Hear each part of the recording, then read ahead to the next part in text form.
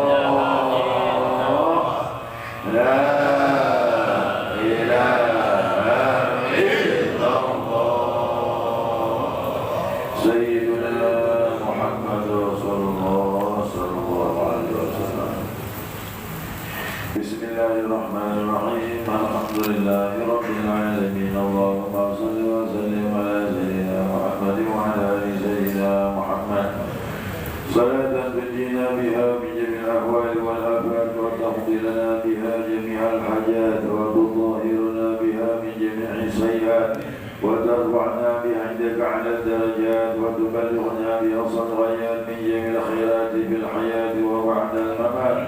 إن الذين يبايعونك إنما يبايعون الله يد الله فوق أيديهم فمن نكث فإنما ينكث على نفسه ومن أوفى بما عهد الله فسيؤتيه أجرا عظيما. اللهم أصبحنا وأصبح الملك لله رب العالمين.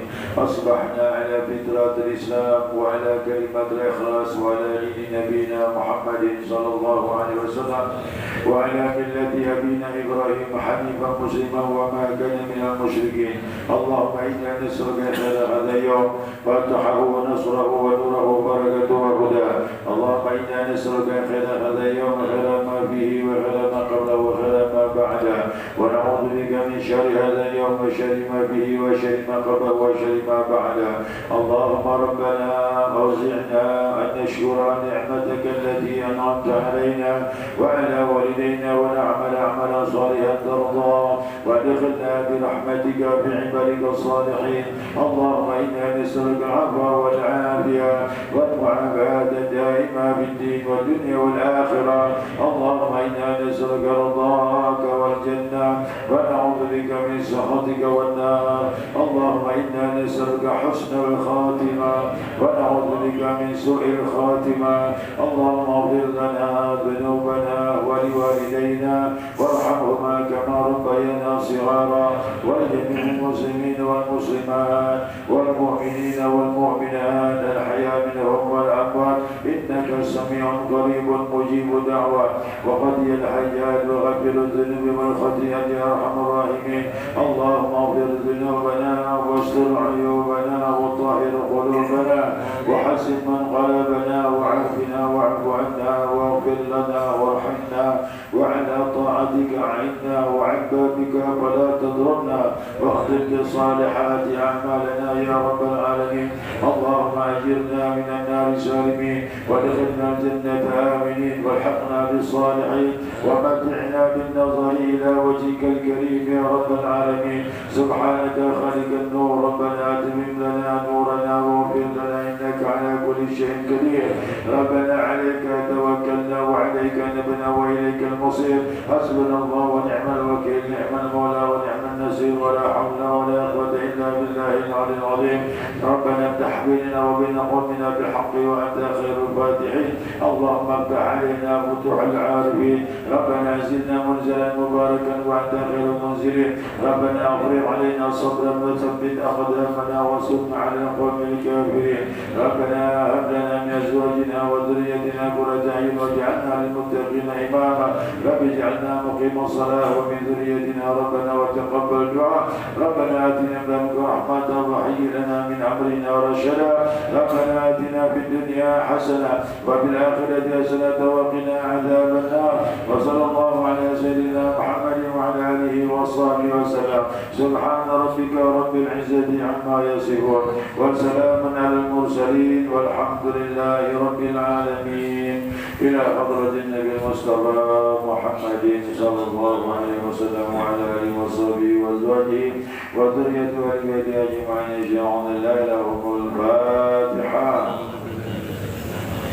بسم الله الرحمن الرحيم. الحمد لله رب العالمين الرحمن الرحيم مالك يوم الدين إياك نعبد وإياك نستعين صراط المستقيم صراط الذين أنعمت عليهم غير المغضوب عليهم ولا الضالين آمين. ثم إلى الله سلسلة القادرية ونقشبندية وجميع الترك خصوصا لحضرة سلطان أولياء وطن عظام كتب العالمين شيخ الشيخ عبد القادر الجيلاني واشد الشيخ عبد القاسم جلال البغدادي واشد الشيخ أحمد خاتم صباس ابن عبد الغفار واشد الشيخ طلحة كسر وشربون واشد الشيخ عبد الكريم بنتان واشد الشيخ الشيخ عبد الله مبارك بن محمد واشد الشيخ أحمد سيد الرفاع تاج العارفين واشد الشيخ الكرام ورسولهم وأولهم وسلسلتهم والذين هم شيئون لا لهم الفاتحة. بسم الله الرحمن الرحيم. الحمد لله رب العالمين.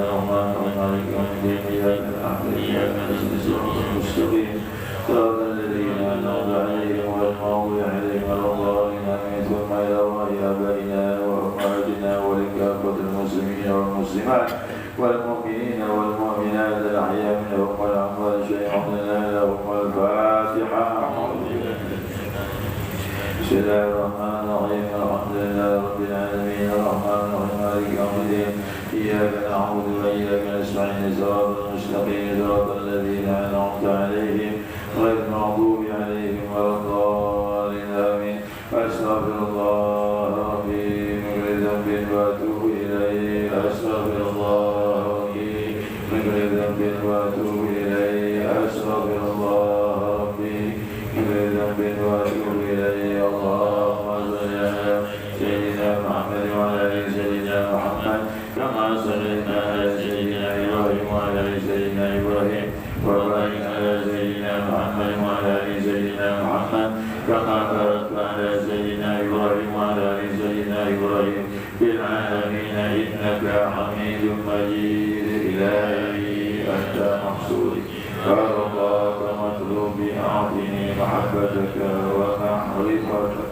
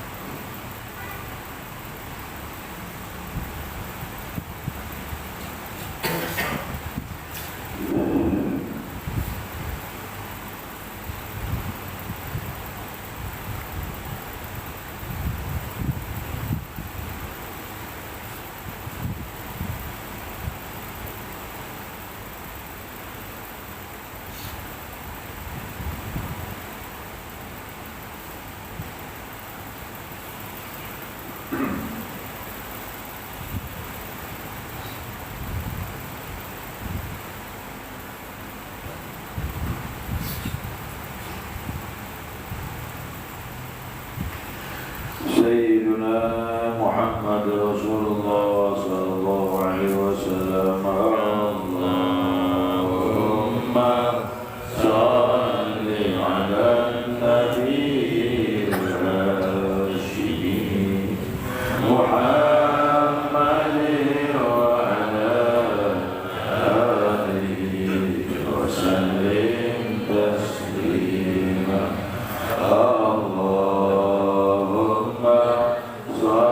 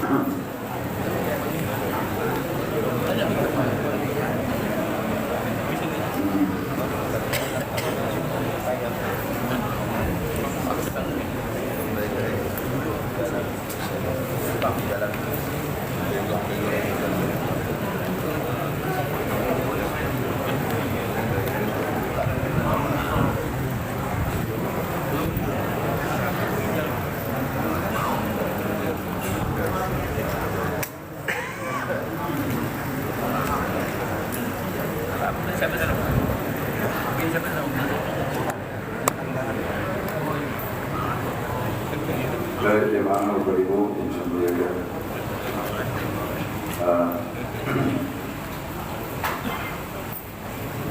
Saya menyampaikan undangan dari Masjid As-Sakinah Gampal 2. Hari ini Maulid, saya ceramah di sana. Pengurus masjid minta jemaah itu pun hadir. Dia minta 250 orang. Betul-betul di bawah gitu semua. Dan pagi hari ini jam 9. Ini nonton kata yang kepala 2.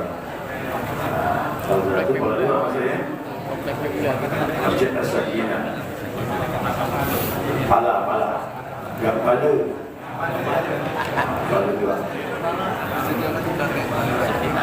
Bahasa Melayu ada ujian pala.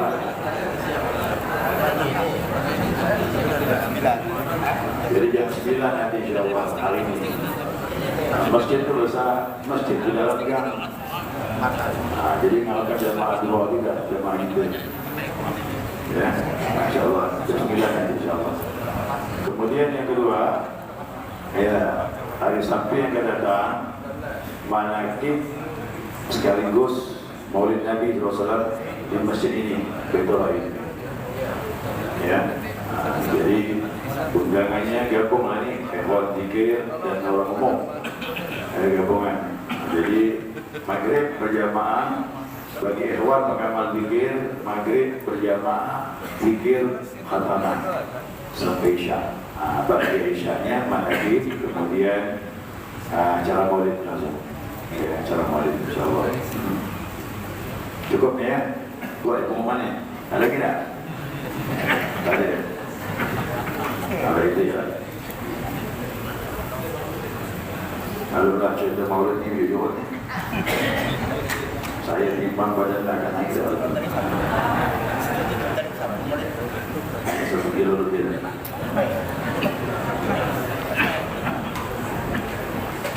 Ya, ila hadratin Nabi sallallahu alaihi wasallam ala niyatil qutub wal manaq wa rusuk wa salahil jasadi wa ruh wa tawbatin nasuh bisiril asraril Fatihah.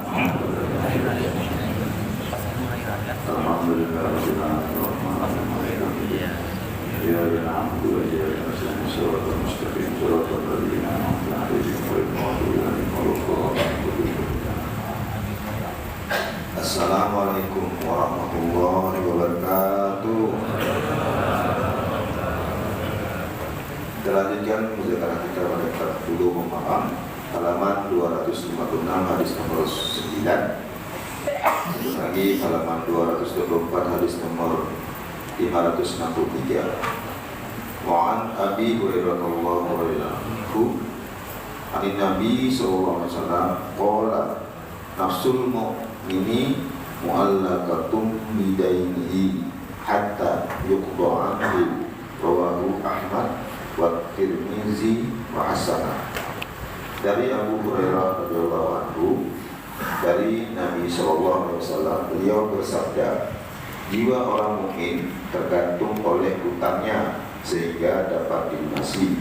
Riwayat Ahmad Tirmizi, menurut dia hadis tersebut hasan. Bismillahirrahmanirrahim. Alhamdulillahirabbil alamin. Allahumma shalli ala nuril anwar wa sirril asrar wa tiryakil aghyar mintahi babil yasar sayyidina wa maulana Muhammadin al-Mukhtar wa alihi al-athhar wa ashabil akhyar ala ni'amillahi wa ifdalihi. Subhanaka la ilma lana illa ma 'allamtana innaka antal alimul hakim. Allahumma dzakirna ma nasina wa 'allimna ma jahilna wa la hawla wa la quwwata illa billahil 'aliyyil 'azim. Qala musannif rahimahullah ta'ala wa nafa'ana bi 'ulumihi fid darain amin. Jemaah Rasulullah rahimahullah, assalamualaikum warahmatullahi wabarakatuh. Alhamdulillah, senantiasa kita mengaturkan pujian dan syukur kita kepada Allah agar lipat rahmah hidayahnya. Syukur ini yang sedihnya kita dapat melanjutkan kajian kita, mudzakarah kita, bantuan kita Bulughul Maram. Ya, hadis berikutnya An Abi Hurairah radhiyallahu anhu an Nabi sallallahu alaihi wasallam qala Nafsul mu'mini mu'allaqatun bid-daini hatta yuqtahu. Rawahu Ahmad wa Tirmidzi wa hasanah.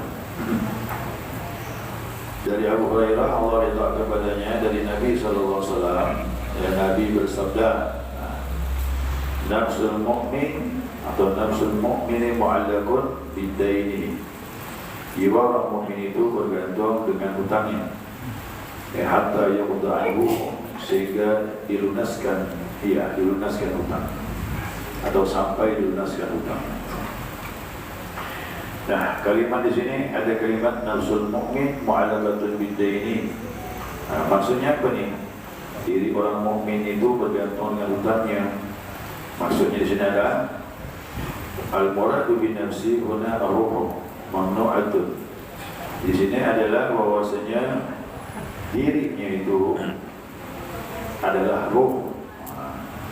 Karena orang yang sudah meninggal itu yang bertanggung jawab itu ruhnya. Jasad tidak bisa apa lagi. Nah, jiwanya itu rohnya itu. Jadi nafsunya itu diri itu roh. Jadi rohnya itu tertahan dan terhambat. Ya, tertahan dan terhambat al-maqami al-karim, dari kedudukan yang mulia. Orang kepingin dia mendapatkan tempat yang mulia setelah kematian. Walaupun dia termasuk ahli ibadah, dia pasti kepingin tempat yang mulia. Tetapi karena urusan hutangnya belum selesai, maka jadi masalah. Ya, jadi masalah. Walau fil barzakhi, sekalipun sudah berada di alam barzakh, waktu meninggal di rumah dia sudah menjerit, tolong cepat selesaikan hutang aku ini. Kemudian dibawa lagi ke alam barzakh, terlebih lagi, karena sebentar lagi ada pertanyaan malaikat munkar dan nakir. Makanya hak-hak manusia itu harus sudah diselesaikan. Makanya urusan dunia itu kok dapat sekarang selesai memang sebelum datangnya ajal. Nah, kalaupun tak sempat, ya, ahli warisnya lah yang mengurus. Ya, ahli waris yang mengurus. Ini dijelaskan. Ya. Kemudian hatta yuqtahu, sehingga dilunaskan dia. Ya, dilunaskan terhadap hutang tersebut. Maksudnya apa ini? Nah, dilunasi walaupun sudah meninggal, ahli warisnya melunaskannya, atau ada orang yang menanggung hutangnya, boleh. Ya, ada orang yang menanggung hutang. Si A ini meninggal, ya. Bagaimana nih? Nah, selesaikan hutang piutangnya selunas sebelum dibawa ke kuburan. Baik bentuk kes ataupun nanti ada orang menjamin mengenai hutangnya, saya yang akan melunasinya. Ada orang yang muncul begitu, selesai. Ya, selesai dah. Nah, tinggal nanti proses lah. Tapi jelas si mayat akan tenang tu lah. Kalau tadi yang sudah mengurus hutang piutang, apalagi ahli warisnya. Nah, kita lihat di sini kata ulama bahwasanya hutang itu memang jadi beban. Hutang itu jadi beban. Di dunia ya jadi beban, tapi sudah meninggal. Di dunia ciri-cirinya apa? Apa dia ciri-cirinya? Malam tak bisa tidur, siang susah kalau ketemu orang yang berhutang. Betul? Nah, itulah ciri-cirinya. Malam tak tenang, kemudian ketemu orang yang berhutang itu malu. Itulah dia. Makanya bagi orang yang berakal, kata ulama, dia harus selesaikan memang hutang tersebut menurut kadar yang dia mampu. Nah, ya, saya beritahu gini. Kalau memang orang itu berhutang itu memang kebutuhan, dibolehkan. tapi niatnya harus membayar. Kalau ada duit, cepat-cepatlah lunaskan, ya. Kalau memang tidak ada duit, tak ada kemampuan, ahli warisnya lah yang mengurusnya. Ahli waris pun tak mampu, atau ahli warisnya pun memang tidak ada, hidup sebatang kara abangnya. Bagaimana nih? Nah, ini dikatakan Nabi, nanti di akhirat nanti Allah yang melunaskan hutang. Ini betul-betul orang kejepit kehidupan, butuh, dia berhutang, dan dia niat untuk membayar, dan kemudian keadaan tak mampu. Dan Allah tahu betul hati dia, dia betul ikhlas berhutang ini nak bayar betul, tetapi kemampuan tidak ada, maka nanti di akhirat kata Nabi, Allah yang melunaskannya. Ya. Yang jadi masalah, dia butuh, kemudian dia berhutang. Tatkala kemampuan sudah tiba, duitnya sudah cukup untuk membayar, dia belum mau bayar. Ini penyakit. Ini penyakit orang berhutang nih. Nah, kemampuan sudah ada, tetapi tidak mau bayar. Dipakai itu lagi, dipakai ini lagi, hanya jadi. Ya. Nah, orang seperti ini hidupnya dalam keadaan tanggungan. Artinya apa? Dia bergantung kepada piutang.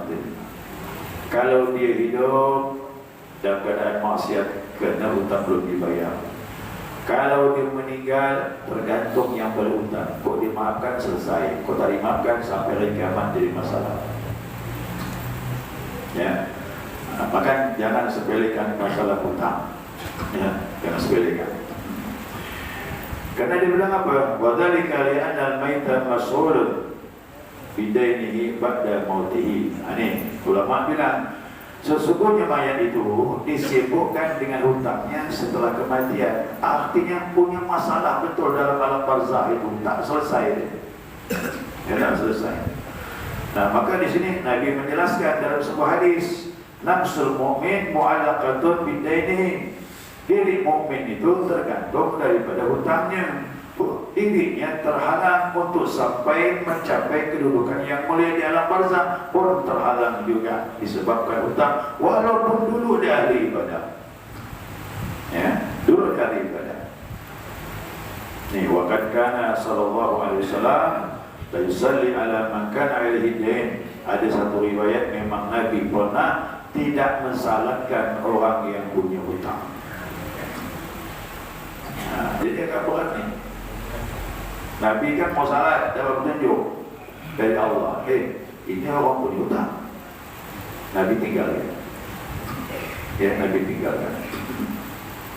Karena salat itu, salat jenazah itu doa untuk si mayat. Ya, jadi kalau ada doa mayat dalam salat itulah takbir yang ketiga itu. Allahu Akbar. Khusus tuh Allahumma fillahu warhamhu wa'afihi wa'abanhu terus apa pun aja kok seperti itu. Perempuan Allahumma fillah warhamha wa'afiha wa'abanha. Itu hak si mayat. Dan doa Nabi itu mustajab. Ulama bilang doa Nabi itu mustajab, dan Nabi tidak mau menyanyiakan hak hambanya. Apalah artinya aku mendoakannya? Doa Nabi mustajab, sayang, karena si mayat bermasalah. Ya, doa Nabi mustajab, tapi si mayat ada masalah dengan hutang. Jadi percuma doa Nabi ini, sia-sia jadinya. Nah, itu saya katakan, sia-sia doa orang yang mustajab kalau si mayat ada masalah. Ya, nah, apabila ada seseorang yang menanggung hutang tersebut, nah, Nabi mensalatkannya. Ya, Nabi mensalatkannya. Kan ada, pernah ada riwayat saya baca hadis itu. Begitu Nabi mau salat jenazah, kata Nabi, siapa yang bisa menanggung hutang si mayat? Nah, salah satu sahabat bilang, saya Rasulullah. Kalau gitu, dia salat, Nabi jadi imam, kena dia menanggung. Jadi setelah pemakaman dia menyelesaikan haji Islam. Jadi betul-betul dibayar. Bukan cukup bilang saya nanggung, tapi itu dia nanggung betul, diurus selesai begitu pemakaman selesai, langsung orang datang mengambil haknya dia nuruskan. Ya, berapa pun kita tidak tahu nilainya.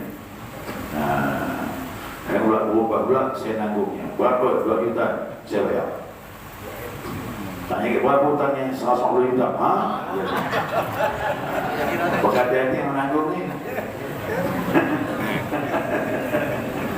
Yang menanggung tu ada kemampuan, kalau tak ada kemampuan jangan. Ya, ini berat ni hutang banyak-banyak ni. Nah, waqad kana hadha fi sadr Islam. Ya. ثم لما أتى الله بالخير كان صلى الله عليه وسلم يصلي على كل مسلم يقضى دينه من بيت المال. Jadi cerita awal tadi, ya, itu awal Islam. Awal Islam itu begitu mayat ada hutang, Nabi tanya siapa yang bisa menanggungnya. Itu awal Islam. Kerana Nabi pun memaaf awal Islam tadi, beliau tak ada kemampuan untuk bayar hutang orang lain. Tetapi begitu kebaikan sudah datang, apa kebaikan? Harta datang, pemberian orang banyak, apalagi ghanimah. Ghanimah itu harta rampasan perang. Dulu peperangan kalau menang, musuh lari, barang yang tertinggal itu menjadi rampasan orang yang menang tadi, maka itu menjadi harta simpanan. Dan itulah dikumpul-kumpulkan menjadi daripada harta Baitul Mal umat Islam di Madinah waktu itu. Nah, pada waktu kebaikan banyak datang dari itu, langsung setelah itu tak ada lagi Nabi bertanya siapa menanggung, dah Nabi langsung menanggungnya, diambil dari Baitul Mal. Nah, kenapa?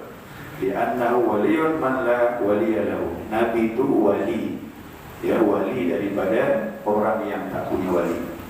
Wali itu orang yang bertanggung jawab kepada orang yang bersangkutan. Bahkan ini orang ini meninggal, ada ayahnya tak? Apa ayahnya walinya?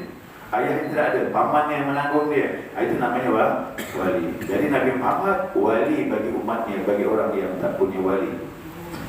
Jadi waktu itu setelah Islam dapat kebaikan yang banyak, semua mayat yang punya hutang Nabi yang menanggungnya. Sayangnya Nabi dengan orang itu, orang punya hutang dibayarkan. Kalau Nabi mampu, makanya Nabi, ciri-ciri Nabi itu kalau orang itu datang, Nabi punya kemampuan, langsung Nabi beri. Tapi kalau Nabi tak ada kemampuan, dia tanya sama sahabat, ada tak bisa menanggung? Saya Rasulullah selesai. Nah, makanya dulu pernah ada kisah, orang itu lapar datang mendatangi Nabi Muhammad SAW. Nabi pun susah waktu itu, persediaan makan tidak ada di rumah. Nah, dia lapor dengan Nabi, saya lapar ya Rasulullah. Nabi makan dirinya pun tak ada apa-apa. Nah, maka Nabi bawa orang itu. Ya, ada sahabat, ada berapa sahabat. Nah, siapa yang bisa beri makan orang ini? Itulah dibawa sama Nabi. Hemat dibawa dengan sahabat yang siap menanggung makan. Bawalah ke rumah. Ternyata dia pun susah juga. Ada makanan untuk anak ya. Anak belum makan malam. Anak belum makan malam. Kata suaminya, mana anakmu? Dia libur aja. Ada sesuatu tak? Ada. Hanya untuk makan dia dua, anaknya 2 orang. Kata suami bilang, libur aja sampai tertidur. Itu makanan kasih kat tamu. Makanan kasih kat tamu. Masya Allah, beratnya orang dulu. Kita anak tak makan, ada tamu datang, kira-kira kasih apa? Anak dulu tamu kasih air juga lah. Saya katakan sahabat tu imannya hebat, ya, hebat. Kenapa dia malu? Ya, kalau tak bisa menjamu tamunya Rasulullah Sallallahu Alaihi Wasallam. Nah, dibilang wahada bi anna syahida, wahada min kamali syafaqatihi bi ummatihi. Inilah kata ulama bilang bahwasanya termasuk kelembutan kasih sayang Nabi dengan umatnya. Jadi Nabi ini terus terang dengan kita ni dia sayang walaupun tak jumpa kita ni. Dia kepengen kita ini selamat semua. Cuma kita ini tak mau selamat. Ya. Jadi kata Nabi semua masuk surga illa man aba, kecuali yang tak mau. Siapa yang tak mau ya Rasulullah? Man ata'ani dakhala jannah. Siapa yang ikut aku, surga masuk dia. Wa man asani faqad aba. Siapa yang menyalahi aku, dia enggak masuk surga. Jadi syaratnya ketiga kami. Selesai dah dia. Dan ada lagi satu riwayat yang cukup keras sekali tentang masalah hutang ini. Ya, dengan akhbar daripada Nabi SAW, berita dari Nabi. Kata Nabi, bi anna syahida yaghfiru lahu kull dhanbin illa dain. Sesungguhnya kata Nabi, orang yang mati syahid itu diampuni oleh Allah kecuali yang punya hutang. Jadi orang yang syahid meninggal perang fisabilillah diampuni Allah, tapi punya hutang tidak. Berarti berat betul. Hadis yang lain lagi, ya Rasulullah kami ikut jihad fisabilillah. Kalau kami mati syahid, di mana tempat kami ya Rasulullah? Jannah kata Nabi. Surga tempatmu. Oh, tenanglah sahabat. Nabi berjalan tinggalkan sahabat. Belum 10 langkah, berhenti Nabi, berbalik lagi pada sahabat. Illa dain, kecuali yang punya hutang kata Nabi. Nah, jadi tak masuk surga, tak diampunkan Allah. Orang yang syahid padahal bahkan itu bertaruh nyawa pun jadi masalah. Apalagi kita ini bukan syahid, punya hutang pun lagi. Ada yang jadi lebih berat lagi kan? Ya, lebih berat lagi. Nah, dibilang yang masalah ini, dia bilang orang yang punya hutang itu dikarenakan dibenarkan dengan cara syariat pun masalah. Macam tadi, saya miskin, sangat butuh, saya hutang. Nah, hutang saya ini secara syariat dibenarkan karena butuh dan saya siap bayar. Nah, kalau saya siap bayar, itu tadi Allah akan lunaskan bagi orang yang ikhlas ingin membayar, tapi kemampuan belum ada. Ini dibenarkan dalam syariat. Hutang macam ini kan ada kebutuhan. Bagaimana lagi dengan cara yang tak layak, bukan syariat? Apa tu? Dia bilang bima akhadha salban wa nahban, dengan cara merampas. Apa lagi? Merampok. Apa lagi? Mencegal. Apa lagi? Membegal. Apa lagi? Rasap. Rasap tu lebih bahaya lagi. Ngambil barang depan-depan orang. Kalau pencuri kan lain, dia ngambil orang tak melihat. Tapi kalau rasap, itu ngambil depan-depan orang. Orang tak bisa apa-apa. Nah, memang ditakuti orangnya. Dia ambil barang anda depan-depan orang itu, orang tak bisa apa-apa. Nah, kalaulah yang dimanakan syariat bermasalah di dalam kubur, bagaimana ngambil barang orang dengan cara ini? Wa iyadu billah. Ya, ini lebih berat lagi. Lama korupsi itu masuk kan? Tak masuk lah. Perampok tu paling pula 3 juta. Betul lah. Duit yang ada di tas tu lah diambilnya. Kok korupsi? Miliaran. Bahkan triliunan. Sama. Itu lebih kas kakap lagi. Ya, itu kas kakap lagi. Kalau merampok tu, masalahnya berat, tapi mengambil barang yang ada di orang tersebut. Ya, nah, wa iyyabillah. Ini berat nih, meninggal nih. Nabi tak syaratkan orang ini. Ya, jadi bagaimana? Maka saya boleh nasihat begini. Yang punya hutang, kalau ada kemampuan cepat bayar. Ya, jangan dilambat-lambatkan. Jangan dipakai lagi untuk ini dan sebagainya. Takut kita tak tahu umur.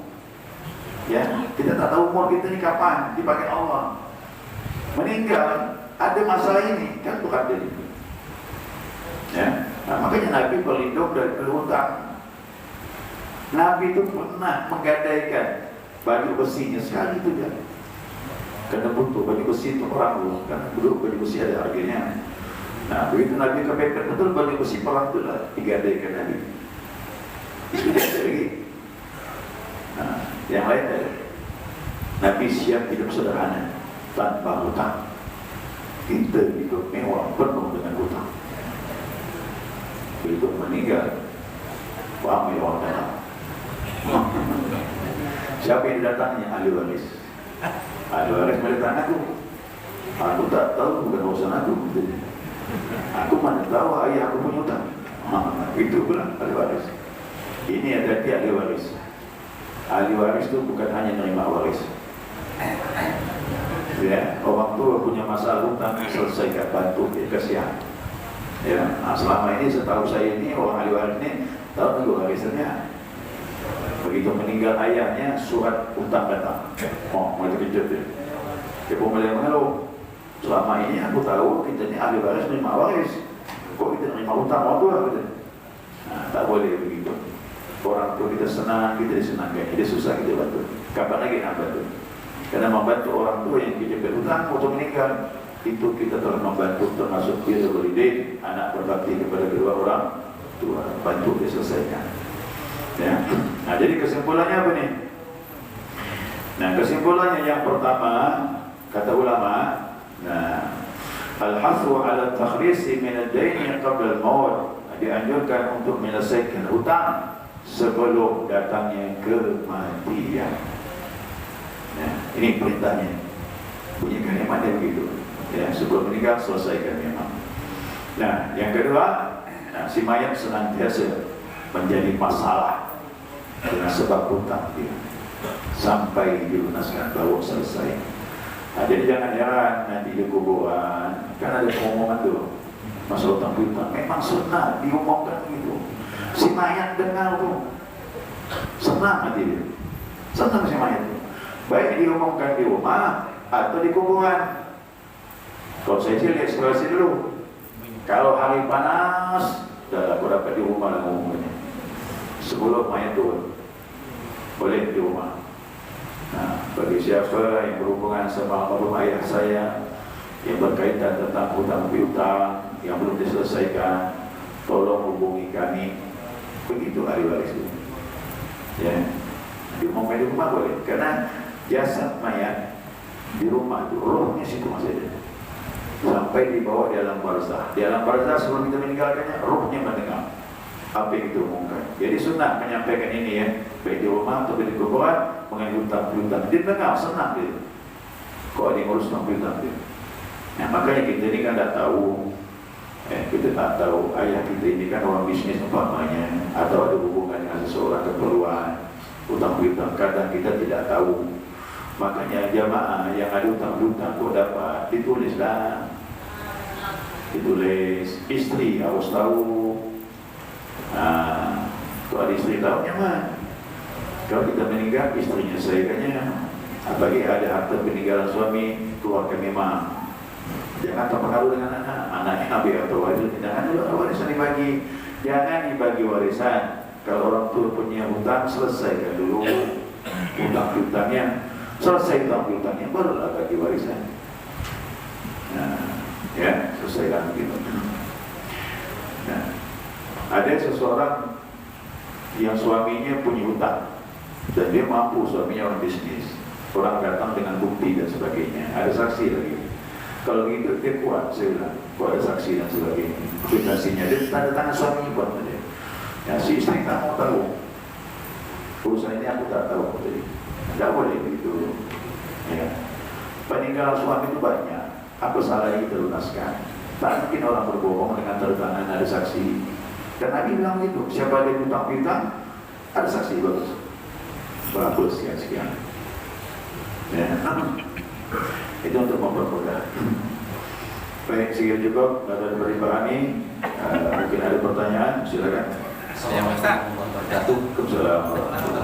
Pertanyaan saya langsung dibaca aja. Sudah disiapkan. Ya. Jadi tidak perlu nanya. Sebentar Pak ya.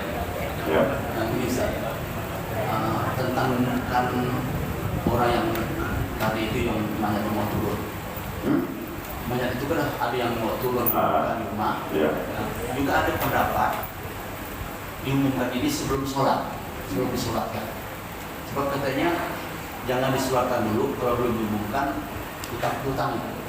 Ada jadi sebaiknya yang mana? Apakah disolatkan dulu, dimandikan, disolatkan dulu, baru diumumkan, atau diumumkan dulu sebelum disolatkan? Ya. Assalamualaikum warahmatullahi wabarakatuh. Yang terbaik itu sebelum disalatkan itu kalau bisa. Itu yang terbaik. Ya. Karena ibadah-ibadah salat dalam kubur dan sebagainya itu akan dipermudah oleh Allah. Kalau ini sudah diselesaikan sebelum salat. Cuma masalahnya dapat ke informasi siapa-siapa saja yang berhubungan dengan si mayat waktu masih hidup, hutang piutang itu, ini kadang perlu waktu. Nah, kalau memang bisa selesai sebelum salat, bagus, itulah yang terbaik. Karena itibar tadi kepada Nabi mau salat kan nih tanya, siapa yang sedang hutang? Berarti selesaikan dulu tuh sebelum salat, itu yang terbaik. Nah, itu jadi alhamdulillah bagus. Tapi kadang-kadang informasi ini kan tidak sampai. Belum tentu orang yang berhutang dengan amalnya ada di tempat waktu salat mayat. Nah itu perlu waktu, maka diumumkan lagi. Jadi informasi itu sampai baik sebelum mayat turun ataupun setelah ditalkin di kuburan atau ditahlilkan di kuburan, berdiri salah satu ahli waris atau mewakili untuk mengumumkan hal ini. Nah, jadi yang terbaik memang bagus itu sebelum salat itu bagus. Ya. Ini pertanyaan yang baca ya. Nah. Apa yang mana? Sini saya baca ya.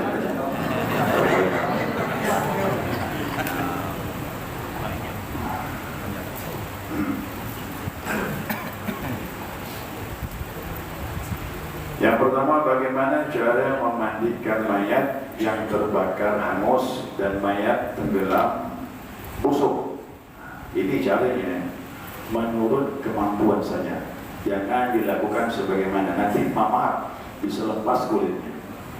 Kalau digosok mama yang terbakar, kadang mama bisa lepas kulitnya. Demikian juga yang tenggelam kalau membusuk, itu kulitnya bisa melepas. Nah, jadi jangan digosok, cukup disiram. Disiram, kita yakin merata pada seluruh tubuhnya, udah selesai. Najis-najis sudah lepas pada tempatnya, selesai. Jadi tidak perlu kita lakukan sebagaimana yang kita lakukan pakai gosok dan sebagainya, tidak perlu.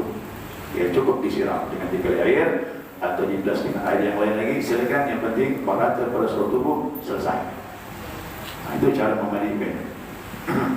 Kemudian yang kedua, bagaimana mensolatkan mayat yang dirinya sudah mengaku makrifat kepada Allah, tak perlu salat, tak perlu salat lagi. Ya, cukup dibatin, eling, eling bahasa Jawanya ini, ingat saja, tak perlu salat. Ya, cukup ingat, ya, tak perlu salat. Perlukah disalatkan? Ya jelas perlu. Itu dosa besar dia berhadapan dengan Allah Subhanahu wa Ta'ala. Kita ini bukan hukum Islam. Kalau hukum Islam ditanya dia, kenapa kau tak salat? Sudah kenal Tuhan, tapi kau tahu salat itu wajib? Tahu, masih muslim dia. Dia tahu salat itu wajib, tetapi dia mengaku dia sudah tak perlu lagi salat karena sudah kenal kepada Allah. Yang begini dia dosa besar. Dan juga dalam hukum Islam, dia ini masih termasuk muslim.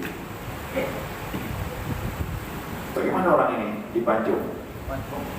Dipancung, dimandikan. Karena masih mengaku salat itu wajib, cuma dia tak perlu salat karena sudah kenal Tuhan. Tapi kalau dia mengaku bahwa yang salat tak wajib, berarti sudah menentang. Kalau sudah menentang, berarti kafir. Ya. Jadi orang Islam, kok tanya sama dia, kenapa orang salat? Oh, salat tak wajib, kafir. Ya, berarti sudah keluar dari Islam. Yang begini tidak perlu salatkan, tak perlu dimandikan, dan jangan ditanam di pemakaman orang Islam. Di mana? Tanam dalam hutan. Jangan bersisa. Ya. Nah, jadi kalau dia masih mengaku salat wajib, cuma dia sudah mengatakan dia sudah sampai, tak perlu salat, berarti mengaku salat masih ada kewajiban, maka dia dosa besar. Bagaimana orang ini?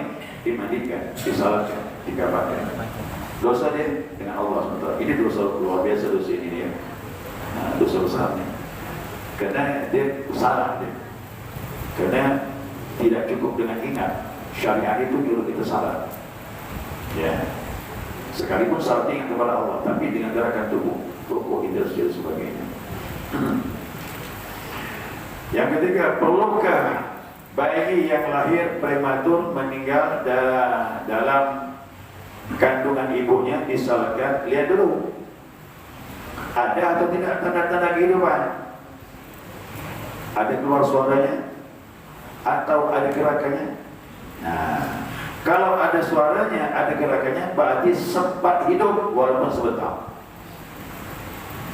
Kalau sempat hidup, berarti 4 macam wajib: mandikan, kafankan, salatkan, tanam. Ini 4 macam ya syariatnya. Nah, kalau seandainya memang sudah meninggal dalam perut, tak ada tanda-tanda kehidupan waktu lahir, kalau begitu yang wajib cuma 3 saja: mandikan, kafankan, tanam, tak perlu salat. Nah, kena udah meninggal dalam perut. Ya, nampak? Ini pun jadi masalah juga, ya kan? Nah, saya waktu itu ditanya sama seorang, dan saya pun pergi juga, ada pernah mayat yang meninggal. Jadi dia bilang ini mayat yang meninggal dalam perut, pas umurnya 9 bulan.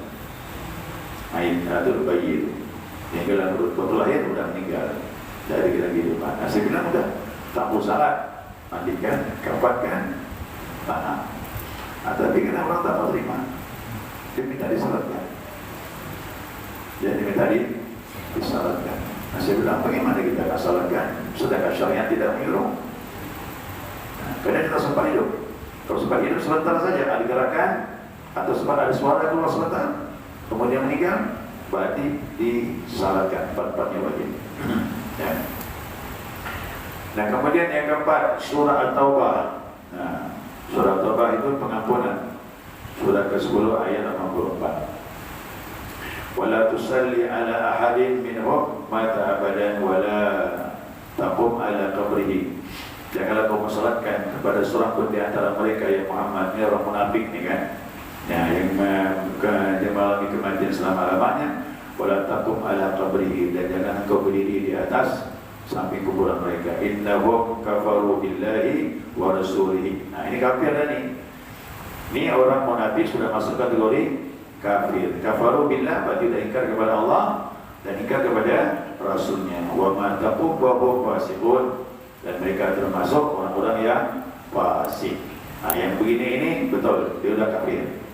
Sudah masuk kafir, ingkar, jelas. Kafir apa? Menolak kewajiban. Maka kafir munafik ada dua, ada munafik akidah, ada munafik amal. Munafik akidah inilah di zaman Nabi itu namanya Abdullah bin Ubay bin Salul. Itu tokoh munafik nomor 1, kelas tinggi dia. Artinya induknya. Nah, ini cerita dia. Nah, dia munafiknya sudah masuk kepada kekufuran, kena ingkar kepada Allah. Allah bukan Nabi ini mau masalahnya karena tak tahu apa isi dalam hatinya. Ternyata dalam hatinya tidak beriman dengan Allah. Di luarnya dipolis. Ini namanya munafik akidah. Kita ini kena juga munafik, tapi munafik amal. Mana munafik amal? Kalau ngomong bohong, berjanji diberi amanah. Pernah tak kita bohong nih? Waktu itu kita munafik, tapi munafik amal. Bukan munafik akidah. Ini munafik akidah nih. Ya, sekali itu dah terjawab semua ya. Baik.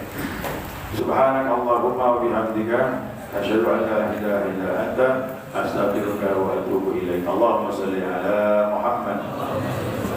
Ya Rabbana tarakna bi annana tarakna wa annana ashrafna ala Allah ashrafna wa tub alaina tawbah taghsil li kulli hawbah wastur lana awrati wa amin rawati waghfir li walidina rabbi wa mawludina wa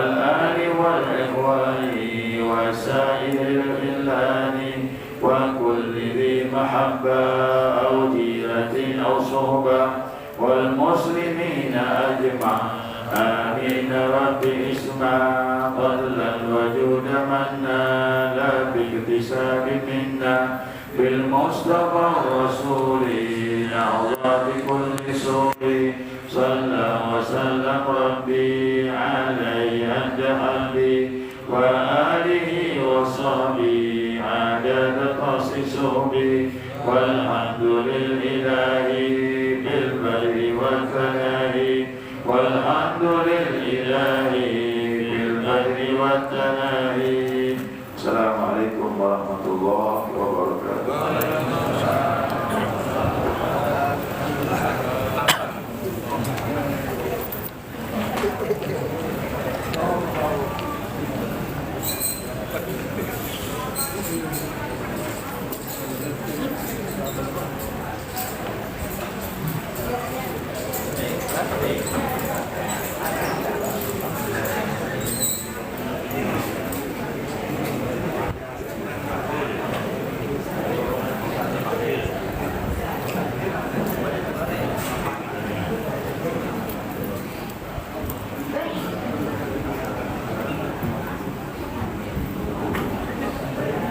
Terima kasih teman-teman yang telah hadir dalam live kami ini.